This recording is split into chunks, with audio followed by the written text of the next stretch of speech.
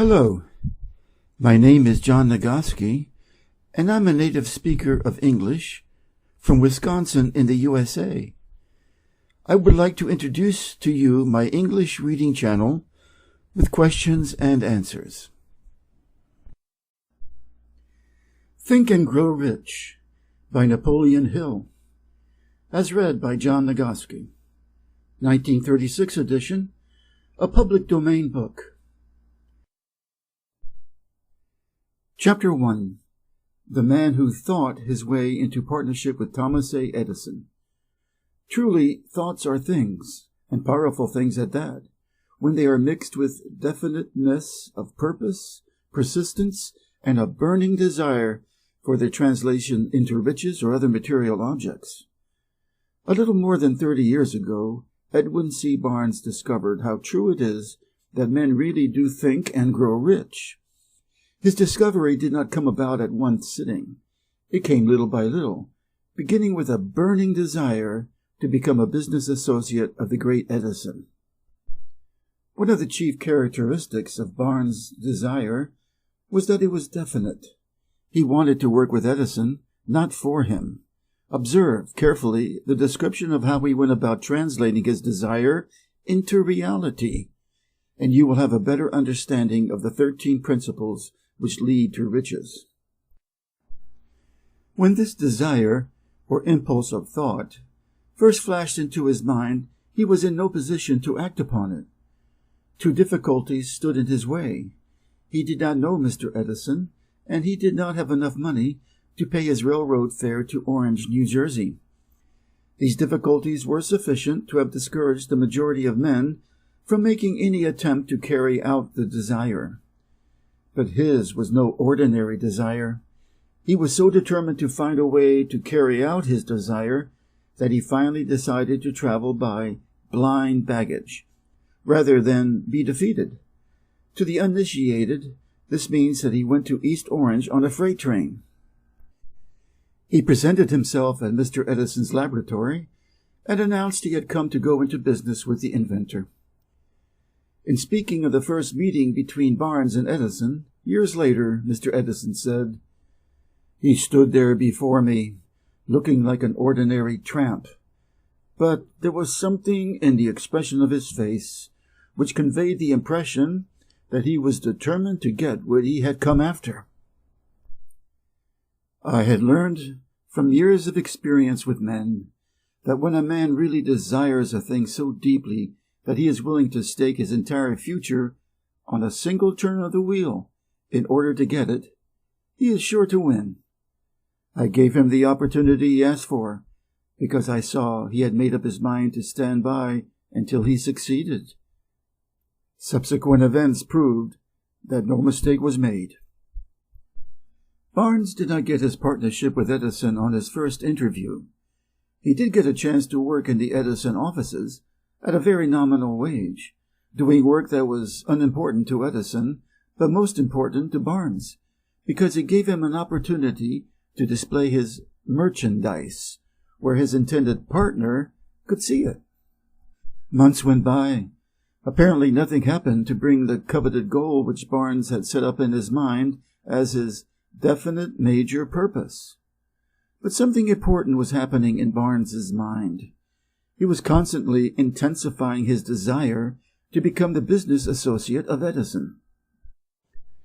Psychologists have correctly said that when one is truly ready for a thing, it puts in its appearance.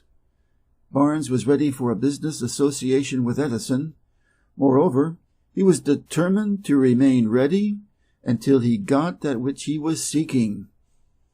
He did not say to himself, "Oh, well, what's the use? I guess I'll change my mind and try for a salesman job." But he did say, "I came here to go into business with Edison, and I'll accomplish this end if it takes the remainder of my life." He meant it.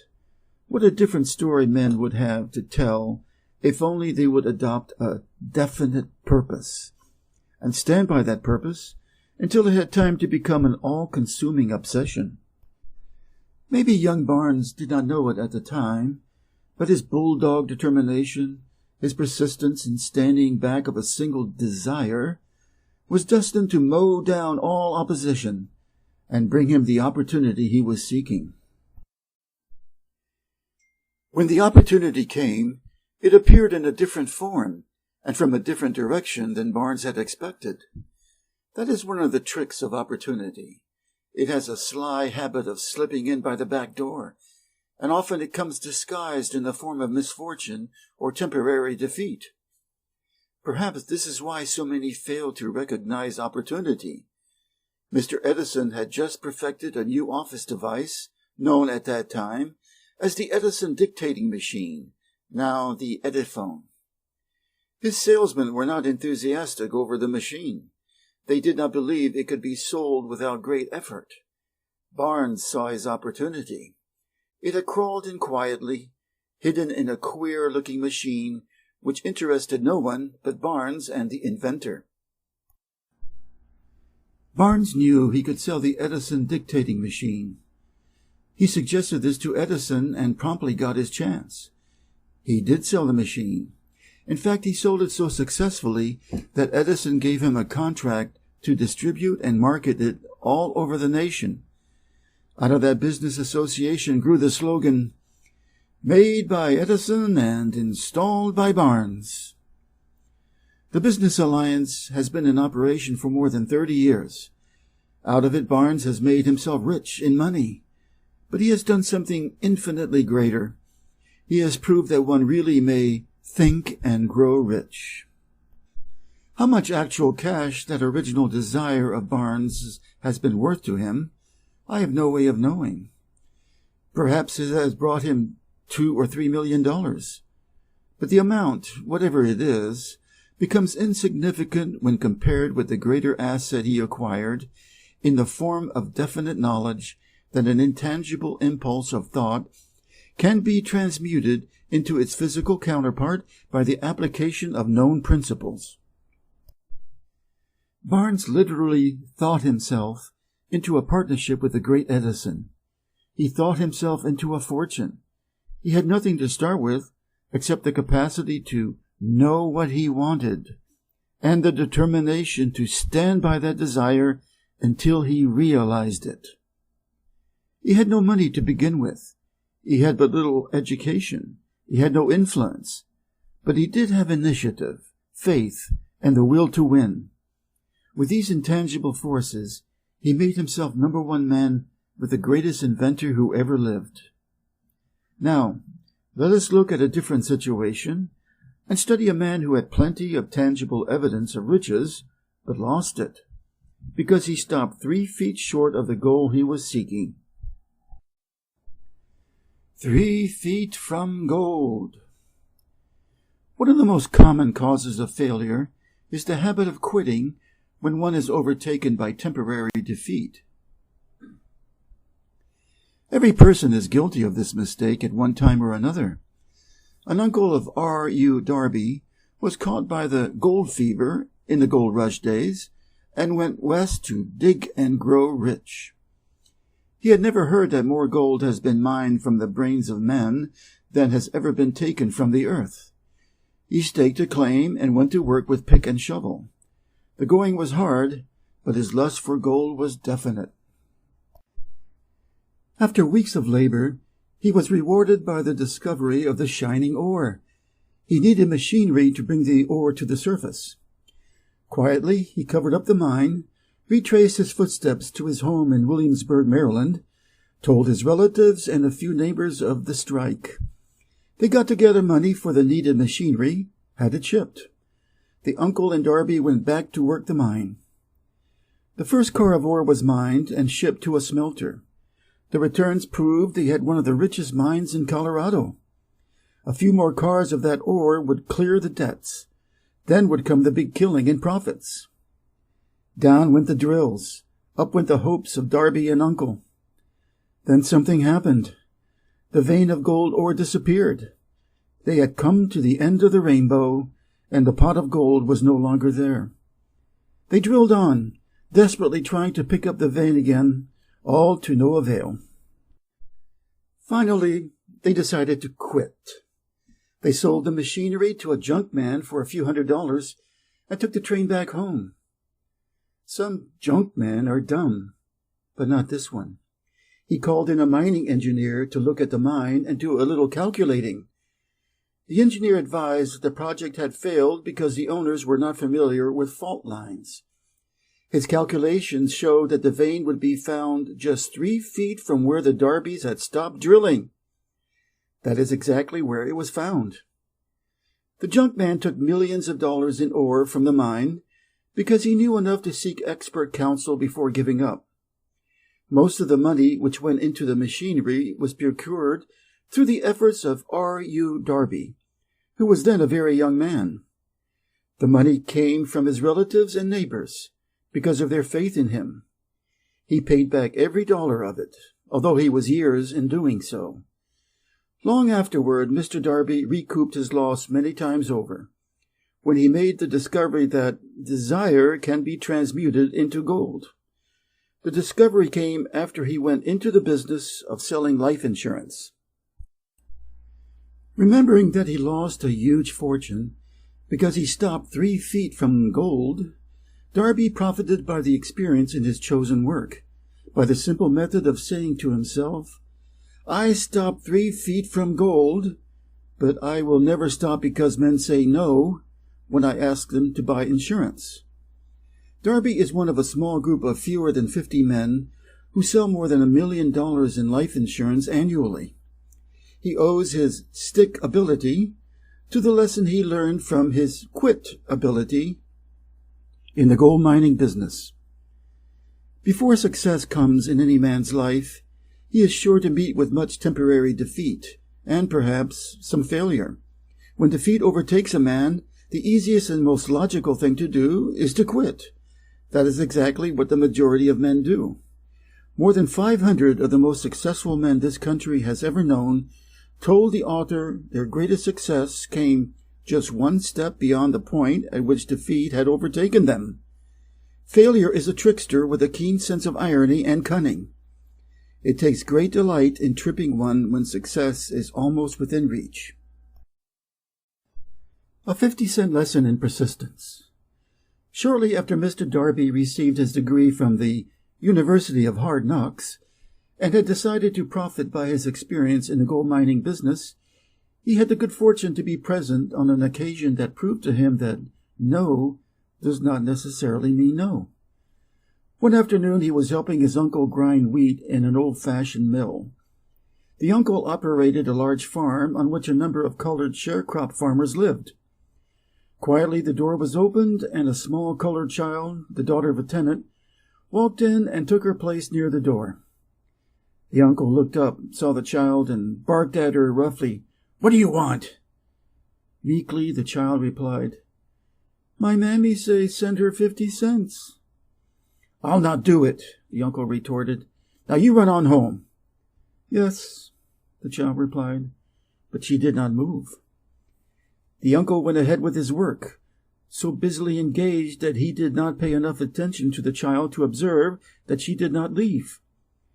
When he looked up and saw her still standing there, he yelled at her, "I told you to go on home. Now go, or I'll take a switch to you."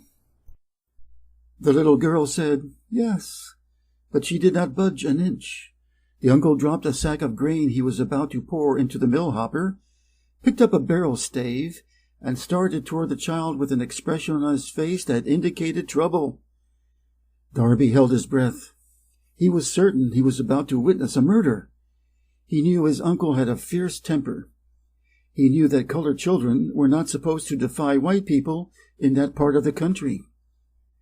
When the uncle reached the spot where the child was standing, she quickly stepped forward one step, looked up into his eyes, and screamed at the top of her shrill voice, "My mammy's gotta have that 50 cents!"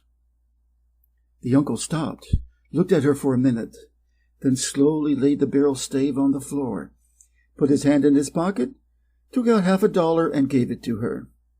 The child took the money and slowly backed toward the door, never taking her eyes off the man whom she had just conquered. After she had gone, the uncle sat down on a box and looked out the window into space, for more than 10 minutes. He was pondering with awe over the whipping he had just taken. Mr. Darby, too, was doing some thinking. That was the first time in all his experience that he had seen a colored child deliberately master an adult white person. How did she do it? What happened to his uncle that caused him to lose his fierceness and become as docile as a lamb? What strange power did this child use that made her master over her superior? These and other similar questions flashed into Darby's mind, but he did not find the answer until years later, when he told me the story. Strangely, the story of this unusual experience was told to the author in the old mill on the very spot where the uncle took his whipping. Strangely, too, I had devoted nearly a quarter of a century to the study of the power which enabled an ignorant, illiterate colored child to conquer an intelligent man. As we stood there in that musty old mill, Mr. Darby repeated the story of the unusual conquest and finished by asking, "What can you make of it? What strange power did that child use that so completely whipped my uncle?" The answer to his question will be found in the principles described in this book. The answer is full and complete. It contains details and instructions sufficient to enable anyone to understand and apply the same force which the little child accidentally stumbled upon.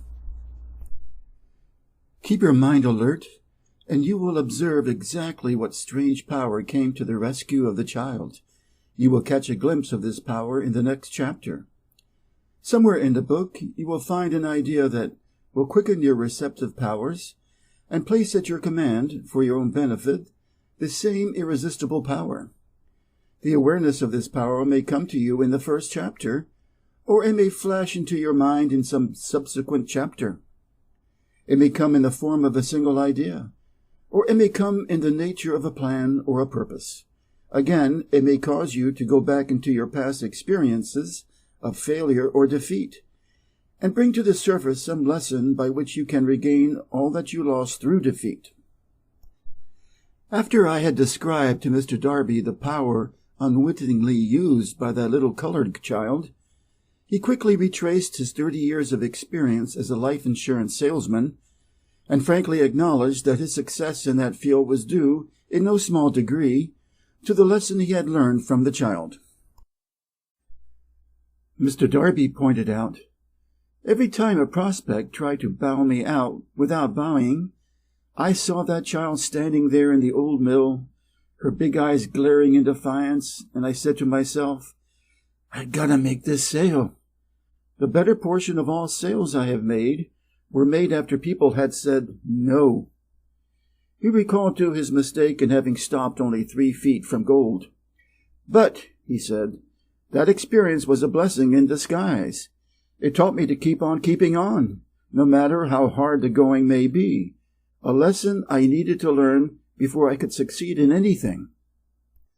This story of Mr. Darby and his uncle, the colored child, and the gold mine, doubtless will be read by hundreds of men who make their living by selling life insurance, and to all of these, the author wishes to offer the suggestion that Darby owes to these 2 experiences his ability to sell more than $1 million of life insurance every year. Life is strange and often imponderable. Both the successes and the failures have their roots in simple experiences. Mr. Darby's experiences were commonplace and simple enough, yet they held the answer to his destiny in life. Therefore, they were as important to him as life itself. He profited by these 2 dramatic experiences because he analyzed them and found the lesson they taught. But what of the man who has neither the time nor the inclination to study failure in search of knowledge that may lead to success? Where and how is he to learn the art of converting defeat into stepping stones to opportunity? In answer to these questions, this book was written. The answer called for a description of 13 principles, but remember, as you read, the answer you may be seeking to the questions which may have caused you to ponder over the strangeness of life may be found in your own mind. through some idea, plan, or purpose, which may spring into your mind as you read. One sound idea is all that one needs to achieve success. The principles described in this book contain the best and the most practical of all that is known concerning ways and means of creating useful ideas. Before we go any further in our approach to the description of these principles, we believe you are entitled to receive this important suggestion. When riches begin to come, they come so quickly, in such great abundance, that one wonders where they have been hiding during all those lean years. This is an astounding statement, and all the more so when we take into consideration the popular belief that riches come only to those who work hard and long. When you begin to think and grow rich, you will observe that riches begin with a state of mind, with definitiveness of purpose, with little or no hard work. You and every other person ought to be interested in knowing how to acquire that state of mind which will attract riches. I spent 25 years in research, analyzing more than 25,000 people, because I too wanted to know how wealthy men became that way. Without that research, this book could not have been written. Here take notice of a very significant truth. The business depression started in 1929 and continued on to an all-time record of destruction until sometime after President Roosevelt entered office. Then the depression began to fade into nothingness. Just as an electrician in a theater raises the light so gradually that darkness is transmuted into light before you realize it, so did the spell of fear in the minds of the people gradually fade away and become faith. Observe very closely as soon as you master the principles of this philosophy and begin to follow the instructions for applying these principles. Your financial status will begin to improve, and everything you touch will begin to transmute itself into an asset for your benefit. Impossible? Not at all. One of the main weaknesses of mankind is the average man's familiarity with the word impossible. He knows all the rules which will not work. He knows all the things which cannot be done. This book was written for those who seek the rules which have made others successful and are willing to stake everything on those rules. A great many years ago, I purchased a fine dictionary. The first thing I did with it was to turn the word impossible and neatly clip it out of the book. That would not be an unwise thing for you to do. Success comes to those who become success conscious. Failure comes to those who indifferently allow themselves to become failure conscious. The object of this book is to help all who seek it to learn the art of changing their minds from failure consciousness to success consciousness. Another weakness found in altogether too many people is the habit of measuring everything and everyone by their own impressions and beliefs. Some who will read this will believe that no one can think and grow rich. They cannot think in terms of riches because their thought habits have been steeped in poverty, want, misery, failure, and defeat. These unfortunate people remind me of a prominent Chinese who came to America to be educated in American ways.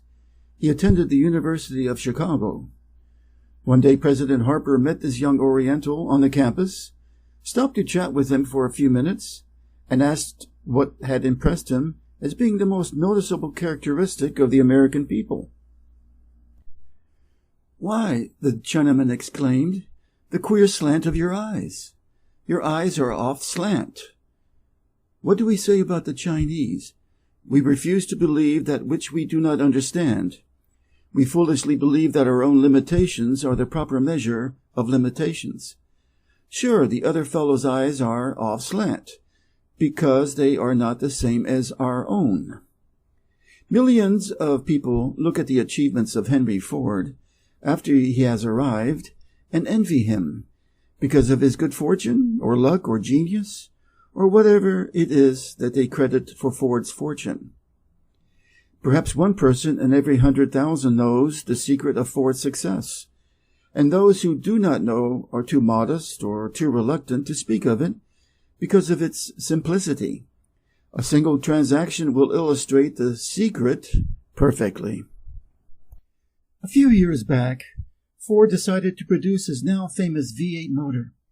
He chose to build an engine with the entire 8 cylinders cast in one block and instructed his engineers to produce a design for the engine.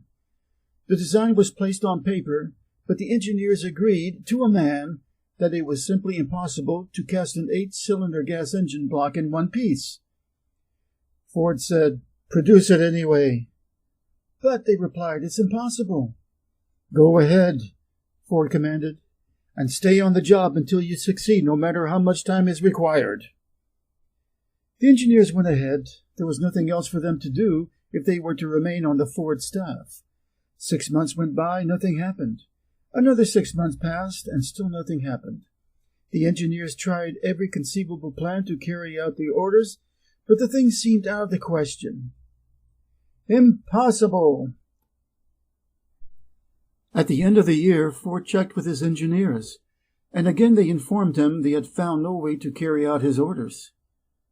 "Go right ahead," said Ford. "I want it, and I'll have it." They went ahead, and then, as if by a stroke of magic, the secret was discovered. The Ford determination had won once more. The story may not be described with minute accuracy, but the sum and substance of it is correct. Deduce from it, you who wish to think and grow rich, the secret of the Ford millions if you can. You'll not have to look very far. Henry Ford is a success because he understands and applies the principles of success. One of these is desire, knowing what one wants. Remember this Ford story as you read, and pick out the lines in which the secret of his stupendous achievement have been described.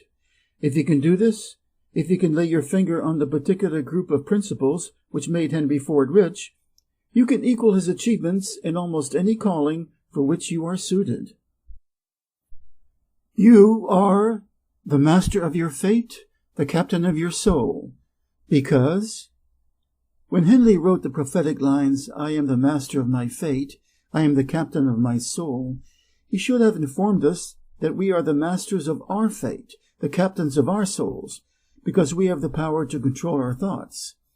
He should have told us that the ether in which this little earth floats, in which we move and have our being, is a form of energy moving at an inconceivably high rate of vibration, and that the ether is filled with a form of universal power which adapts itself to the nature of the thoughts we hold in our minds, and influences us in natural ways to transmute our thoughts into their physical equivalent. If the poet had told us of this great truth, we would know why it is that we are the masters of our fate, the captains of our souls. He should have told us, with great emphasis, that this power makes no attempt to discriminate between destructive thoughts and constructive thoughts, that it will urge us to translate into physical reality thoughts of poverty, just as quickly as it will influence us to act upon thoughts of riches. He should have told us, too, that our brains become magnetized with the dominating thoughts which we hold in our minds, and by means with which no man is familiar. These magnets attract to us the forces, the people, the circumstances of life, which harmonize with the nature of our dominating thoughts. He should have told us that before we can accumulate riches in great abundance, we must magnetize our minds with intense desire for riches, that we must become money conscious until the desire for money drives us to create definite plans for acquiring it. But being a poet and not a philosopher, Henley contented himself by stating a great truth in poetic form, leaving those who followed him to interpret the philosophical meaning of his lines. Little by little, the truth has unfolded itself, until it now appears certain that the principles described in this book hold a secret mastery over our economic fate.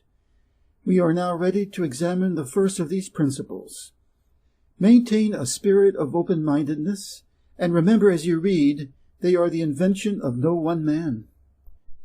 The principles were gathered from the life experiences of more than 500 men who actually accumulated riches in huge amounts, men who began in poverty, with but little education, without influence. The principles worked for these men. You can put them to work for your own enduring benefit. You will find it easy, not hard, to do.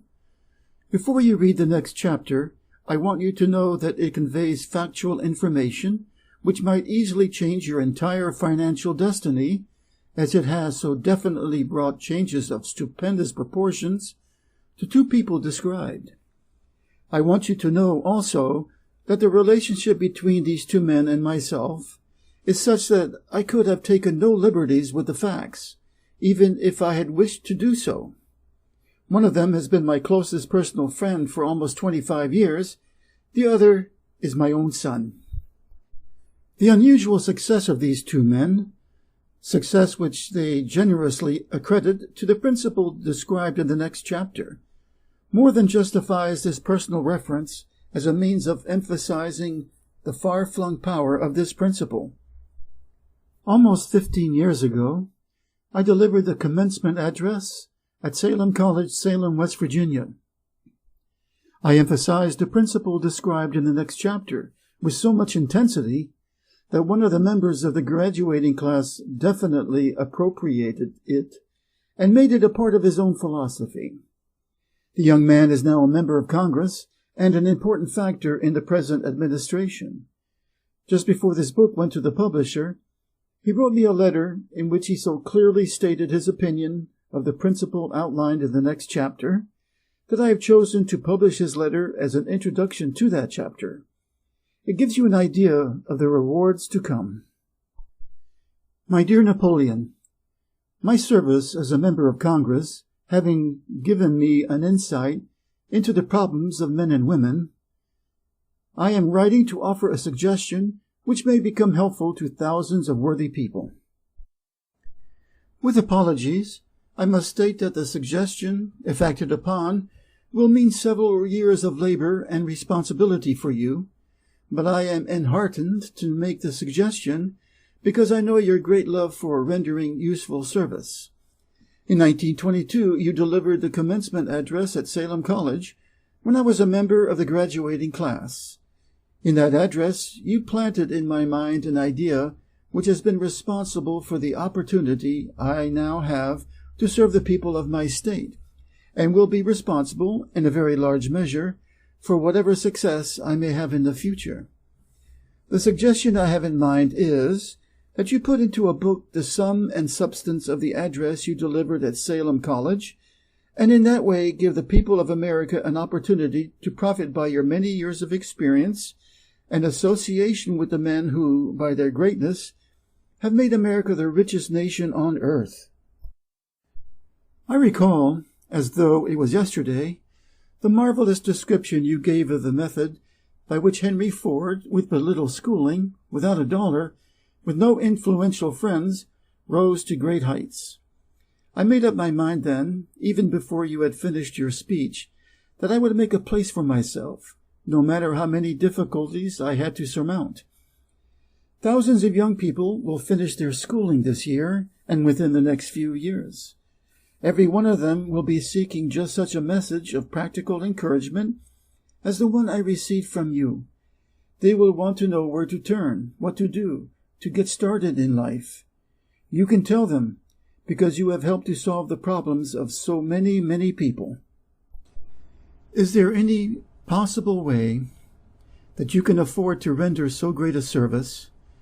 May I offer the suggestion that you include with every book one of your personal analysis charts, in order that the purchaser of the book may have the benefit of a complete self-inventory, indicating, as you indicated to me years ago, exactly what is standing in the way of success.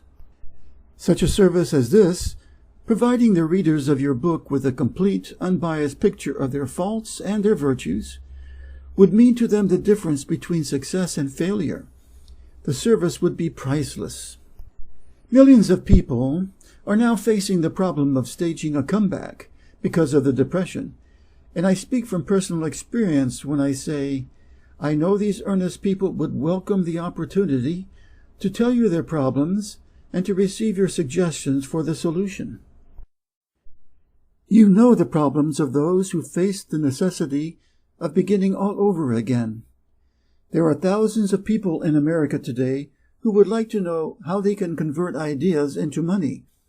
People who must start at scratch, without finances, and recoup their losses. If anyone can help them, you can. If you publish the book, I would like to own the first copy that comes from the press, personally autographed by you.